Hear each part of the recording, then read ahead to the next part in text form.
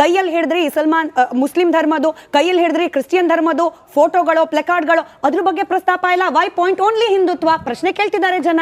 ಯಾಕೆ ಅಂದ್ರೆ ನಾವುಗಳು ಹಿಂದೂ ಧರ್ಮದವರು ಮೇಡಮ್. ರಾಹುಲ್ ಗಾಂಧಿ ಅವರಾಗ್ಬೋದು, ನಾನಾಗ್ಬೋದು, ಆಯ್ತಾ?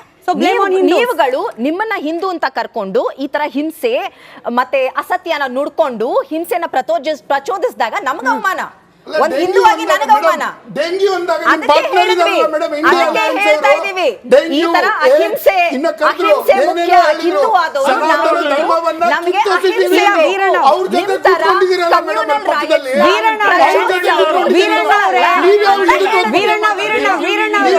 ಒಂದು ಮೈತ್ರಿ ಪಾರ್ಟ್ನರ್ಗಳ ಹೇಳಿಕೆಗಳು ಹೆಂಗೆ ಇಕ್ಕಟ್ಟಿಗೆ ಸಿಲುಕುತ್ತೆ.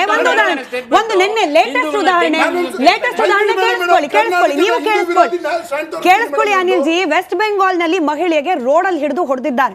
ಅದಕ್ಕೆ ಬಂದ ಸಮರ್ಥನೆ ಏನ್ ಗೊತ್ತಾ? ಇವ್ರು ಕಾಂಗ್ರೆಸ್ನ ಮೈತ್ರಿ ಪಾರ್ಟ್ನರ್ ಇಂದ ಮುಸ್ಲಿಂ ರಾಷ್ಟ್ರಗಳಲ್ಲಿ ಹಿಂಗೆ ಶಿಕ್ಷೆ ಕೊಡೋದು, ಭಾರತದ ನೆಲದಲ್ಲಿ, ಪಶ್ಚಿಮ ಬಂಗಾಳದ ನೆಲದಲ್ಲಿ ನಿಂತು ಒಬ್ಬ ಹೆಣ್ಣು ಮಗಳ ಮೇಲೆ ಅದು ಏನೇ ಮಾಡಿರ್ಬೋದು, ಆಕೆ ಬೀದಿಯಲ್ಲಿ ನಿಂತು ಹೊಡೆದದ್ದಕ್ಕೆ ಸಮರ್ಥನೆ ಬಂದಿದ್ದು ಇವರ ಮೈತ್ರಿ ಪಾರ್ಟ್ನರ್ ಇಂದ.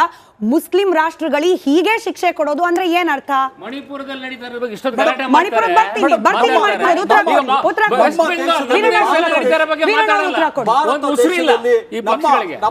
ರಾಷ್ಟ್ರಕವಿ ಕುವೆಂಪು ಅವರು ಹೇಳಿರೋ ತರ ಸರ್ವ ಜನಾಂಗದ ಶಾಂತಿಯ ತೋಟ ಅಂದ್ರೆ ಸರ್ವೇ ಜನ ಸುಖಿನೋ ಭವಂತು. ಆ ರೀತಿ ಎಲ್ಲಾ ಧರ್ಮನು ಒಳಗೊಂಡಂತೆ ನಾವಿದ್ದೀವಿ ಹಿಂದೂಗಳು, ಯಾರಿಗೂ ತೊಂದರೆ ಕೊಡ್ತಾ ಇಲ್ಲ. ಇವತ್ತು ಇಲ್ಲಿ ಮುಸಲ್ಮಾನರು ಇರ್ಬೋದು, ಬೇರೆ ಧರ್ಮೀಯರು ಇರ್ಬೋದು, ನಮ್ಮ ದೇಶದಲ್ಲಿ ಯಾವುದೇ ಆತಂಕ ಇಲ್ಲದೆ ಇದ್ದಾರೆ. ಇವತ್ತು ಬೇರೆ ದೇಶಗಳಲ್ಲಿ ಈ ರೀತಿ ಇಲ್ಲ.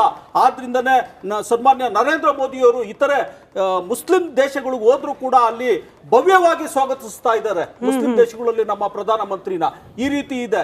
ನಾವು ಹಿಂದೂಗಳು ಆ ರೀತಿ ಇದೀವಿ. ಆಗ್ಲೇ ಭವ್ಯ ಮೇಡಮ್ ಹೇಳ್ತಾ ಇದ್ರು ರಾಹುಲ್ ಗಾಂಧಿ ಹಿಂದೂ ಅಂತ. ನಾನು ಹೇಳ್ತಾ ಇದ್ದೀನಿ, ರಾಹುಲ್ ಗಾಂಧಿ ಹಿಂದೂ ಅಲ್ಲ, ಇವರು ರಾಹುಲ್ ಗಾಂಧಿ ಅವರು ಪಾರ್ಸಿ. ಅದಕ್ಕೇನೆ ಹಿಂದೂ ಸಮಾಜಕ್ಕೆ ಅವಹೇಳನ ಮಾಡ್ತಾ ಇದ್ದಾರೆ. ರೈಟ್. ಅಲ್ಲಿಗೆ ಅಯೋಧ್ಯೆ ವಿಚಾರ ಕೂಡ, ಅಯೋಧ್ಯೆ ವಿಚಾರ ಎರಡನೇ ವಿಚಾರಕ್ಕೆ ಹೋಗೋಣ. ಅಯೋಧ್ಯೆ ವಿಚಾರ ಬಹಳ ಪ್ರಸ್ತಾಪ ಆಗ್ತಿದ್ಯಪ್ಪ. ಅಯೋಧ್ಯೆ ಒಂದು ಸಂದೇಶ ಕೊಡ್ತು ಅಂತ ರಾಹುಲ್ ಗಾಂಧಿ ಅವರು, ಅದಕ್ಕೆ ಮೋದಿ ಅವರು ಕೂಡ ಕೌಂಟರ್ ಕೊಟ್ಟರು ಇವತ್ತಿನ ಭಾಷಣದಲ್ಲಿ. PCR ಆ ಬೈಟ್ಗಳು ಸಿಕ್ಕಿದ್ರೆ ರಾಹುಲ್ ಗಾಂಧಿ ಅವರ ನಿನ್ನೆಯ ಅಯೋಧ್ಯೆಗೆ ಸಂಬಂಧಪಟ್ಟ ಬೈಟ್, ಹಾಗೆ ಚುನಾವಣೆಯ ಫಲಿತಾಂಶಕ್ಕೆ ಸಂಬಂಧಪಟ್ಟಂತೆ ಮೋದಿ ಅವರು ಇವತ್ತು ಮಾತನಾಡಿದ್ದು ಪ್ಲೇ ಮಾಡಿ ಅದನ್ನು. जन्मभूमि ने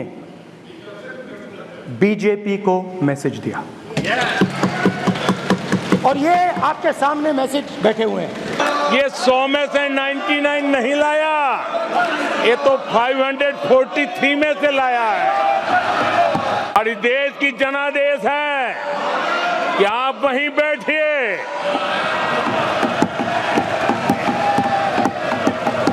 विपक्ष में ही बैठो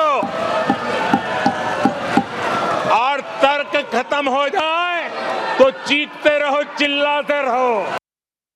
ಅಯೋಧ್ಯೆ ಪಾಠ ಮಾಡ್ತಾರೆ ರಾಹುಲ್ ಗಾಂಧಿ ಅವರು. ಭವ್ಯ ಅವರೇ, ಅದು ಯಾಕೆ 199 ಅಲ್ಲ 543 ಅದು ಯಾಕೆ ನೆನಪಾಗ್ತಿಲ್ಲ? ಅಯೋಧ್ಯೆ ಒಂದು ಸೋತಿದ್ದನ್ನ ಮಾತ್ರ ಪ್ರಸ್ತಾಪ ಮಾಡುವವರು 100 ದಾಟಿಲ್ಲ ಅನ್ನೋದನ್ನ ಯಾಕೆ ಮರೆತಿದ್ದಾರೆ? ಯಾಕೆಂದ್ರೆ ಅವರು ಎಲೆಕ್ಷನ್ ಹೋಗಿದ್ದೆ ರಾಮ ಜನ್ಮಭೂಮಿ ಮೇಲೆ. ರಾಮನ ದೇವಸ್ಥಾನ ಕಟ್ಟಿದ್ವಿ ಅಂತ 2 ತಿಂಗಳು ಕೌಂಟರ್ ಮಾಡಿ. ಅಮಿತ್ ಶಾ ಅವರು ರಾಮನ್ ಫೋಟೋ ಹಿಡ್ಕೊಂಡಿದ್ರು ರ್ಯಾಲಿಗಳಲ್ಲಿ. ಅದೇ ಅಯೋಧ್ಯೆಯಲ್ಲಿ ಜನ ಅವರಿಗೆ ಬುದ್ಧಿ ಕಲ್ಸಿದ್ದಾರೆ, ರಾಮ ಬುದ್ಧಿ ಕಲ್ಸಿದ್ದಾರೆ. ಧರ್ಮದಿಂದ ನಡೆದ್ರೆ ಅಷ್ಟೇ ನನ್ನ ಆಶೀರ್ವಾದ ಇರೋದು ನಿಮಗೆ ಅಂತ ಶ್ರೀರಾಮ ಬುದ್ಧಿ ಕಲ್ಸಿರೋದು ಅಯೋಧ್ಯೆಯಲ್ಲಿ ಅವ್ರನ್ನ ಸೋಲ್ಸಿ. ಧರ್ಮದಿಂದ ನೀವು ಅಧರ್ಮದಿಂದ ನಡೀತಿದ್ದೀರಾ, ರಾಜಧರ್ಮ ಫಾಲೋ ಮಾಡಿಲ್ಲ ಅಂತ.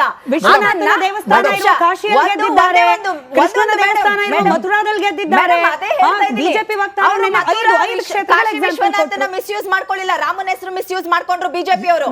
ಎರಡನೇ ವಿಷಯ ಇವತ್ತು ಇಷ್ಟೆಲ್ಲ ಆದ್ಮೇಲೆ ಇವತ್ತು ನರೇಂದ್ರ ಮೋದಿ ಅವರು ತಾವು ಪ್ರೈಮ್ ಮಿನಿಸ್ಟರ್ ಅಂತ ಮರ್ತು ಬಿಟ್ಟು ಒಳ್ಳೆ ಒಂದು ಅಪೋಸಿಷನ್ ಲೀಡರ್ ತರ ಒಂದು ಅವರ ಅಚೀವ್ಮೆಂಟ್ಸ್ ಬಗ್ಗೆ ಎಲ್ಲ ಬರೀ ಅಪೋಸಿಷನ್ ಅಪೋಸ್ ಮಾಡ್ತಾ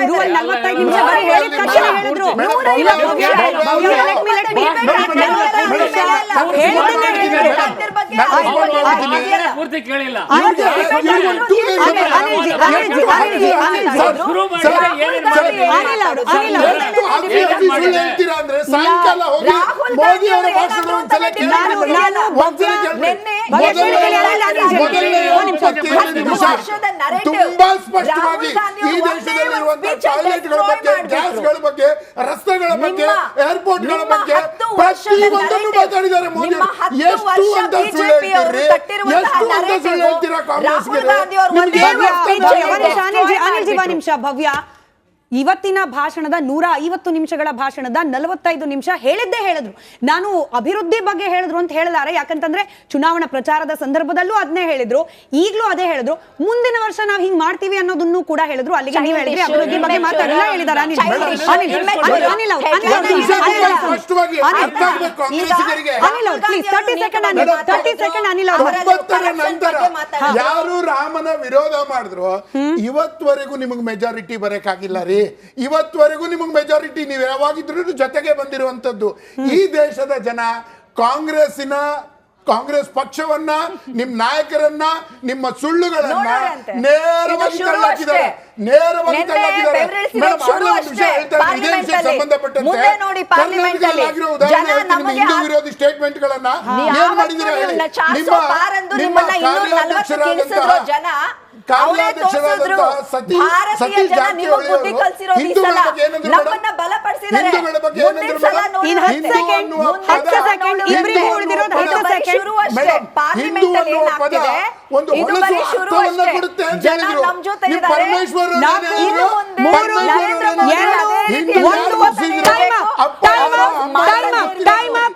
ಇಬ್ಬರಿಗೂ ವೀರಣ್ಣ ಅವರು 1 ನಿಮಿಷ. ಭವ್ಯ ಅವರೇ, ವೀರಣ್ಣ ಅವರು ಮೋದಿ ಅವರ ಮಾತಿನಲ್ಲಿ ಪ್ರಸ್ತಾಪ ಅದ್ಯಾಕೋ ಗೊತ್ತಿಲ್ಲ, ರಾಹುಲ್ ಗಾಂಧಿ ಅವರ ಪಕ್ಷಕ್ಕೆ ಅಂದ್ರೆ ಕಾಂಗ್ರೆಸ್ ಪಕ್ಷಕ್ಕೆ ತಾವು ಸೋತಿದ್ದೀವಿ ಅನ್ನೋದ್ರ ಮನವರಿಕೆ ಆಗ್ತಾ ಇಲ್ಲ.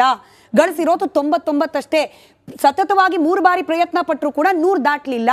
ಮೋದಿಯವ್ರ ಮಾತು. ಮೋದಿಯವರು ವಿವರಣೆನೂ ಕೊಟ್ಟರು. ನಮ್ಮ ದೇಶದಲ್ಲಿರುವಂತಹ 13 ರಾಜ್ಯಗಳಲ್ಲಿ ಶೂನ್ಯ ಪ್ರದರ್ಶನ ಮಾಡಿದ್ದೀರಾ ನೀವು ಅಂತಾನೂ ಹೇಳಿದ್ರು.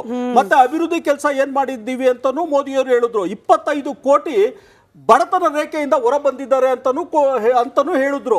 ಇನ್ನು ಈ 3ನೇ ಟರ್ಮಿನಲ್ಲಿ ಕೂಡ ಇನ್ನು ಬಹಳಷ್ಟು ಬಡತನ ರೇಖೆಯಿಂದನೂ ಕೂಡ ಹೊರಗಡೆ ಬರಲಿದ್ದಾರೆ ಅಂತಾನೂ ಹೇಳಿದ್ದಾರೆ. ಹಾಗೆ ಲಖಪತಿ ದೀದಿ ಬಗ್ಗೆನೂ ಕೂಡ ಇದು ಮಾಡಿದ್ರು. ಅಭಿವೃದ್ಧಿ ಕೆಲಸಗಳ ಬಗ್ಗೆ ಕೂಡ ಹೇಳಿದ್ರು.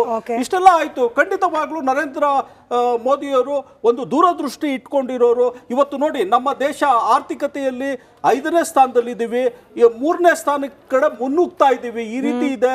ಇವತ್ತು ಮೋದಿಯವರು 2047ಕ್ಕೆ ಗುರಿ ಇಟ್ಕೊಂಡು ಕೆಲಸ ಮಾಡ್ತಾ ಇದ್ದಾರೆ. ಆ ರೀತಿ ಇದೆ. ಮತ್ತೆ ಪ್ರಪಂಚದಲ್ಲೇ GDP ನಲ್ಲಿ ಅತಿ ಹೆಚ್ಚಿರೋದು ನಮ್ಮ ದೇಶನೇ ಇವತ್ತು. ಇದಕ್ಕೆಲ್ಲ ಕೊಡುಗೆ ಇರೋದು NDA ಸರ್ಕಾರದ್ದೇ. ಈಗ 3ನೇ ಬಾರಿ ಇದರಲ್ಲಿ ಇನ್ನಷ್ಟು ಕೂಡ ಅದು ಮುಂದುವರಿಯುತ್ತೆ, ಅಭಿವೃದ್ಧಿ ಕೂಡ ಹೆಚ್ಚಾಗುತ್ತೆ.